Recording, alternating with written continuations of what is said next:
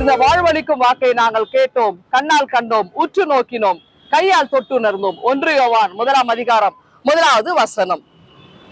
உலகம் தோன்றுவதற்கு முன்னாடி பாத்தீங்கன்னா கடவுள் வார்த்தையால் இந்த உலகத்தை படைத்தார். ஒவ்வொன்றையும் தம்முடைய வாக்கினாலே அற்புதமாய் அண்ட சராசரிகளை படைத்தாருங்க.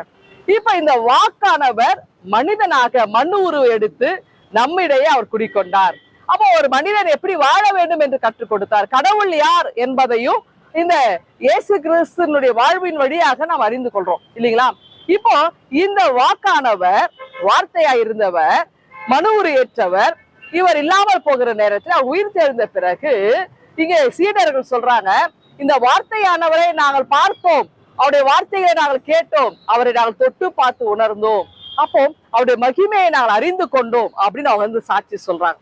இந்த உயிர் தெரிந்த ஆண்டவர் பத்தின அநேகருக்கு திருக்காட்சி கொடுக்கிறார். அப்போ இதெல்லாம் இவர்கள் ஒவ்வொன்றாய் வைத்து இவர்கள் சான்று பகிர்ந்து கொண்டே இருக்கிறாங்க. இந்த வாக்கானவரை நாங்கள் அறிந்து கொண்டிருக்கிறோம். அப்ப இந்த வார்த்தையா இருக்கிற எங்க இருக்கிறார் என்றால் நம்முடைய திருமறையின் வழியாக வார்த்தை இன்றைக்கும் செயல்பட்டு கொண்டே இருக்கிறது.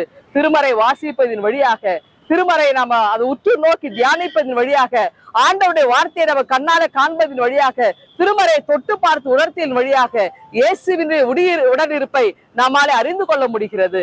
ஆகவே வார்த்தையானவரை நாம் உணர்ந்து கொள்வோமா, அறிந்து கொள்வோமா? இந்த சிந்தனையோடு இந்த நாளை நீங்கள் தோங்குங்கள். ஆண்டவர் உங்களை ஆசீர்வதிப்பாராக. ஆமேன். எங்கள் அன்பின் ஆண்டவரே, எங்களை என்னாலும் ஆசீர்வதித்து வழி நடத்தும் மீட்பர் இயேசுவை ஜெபிக்கிறோம் எங்கள் அன்பின் கடவுளே. ஆமேன்.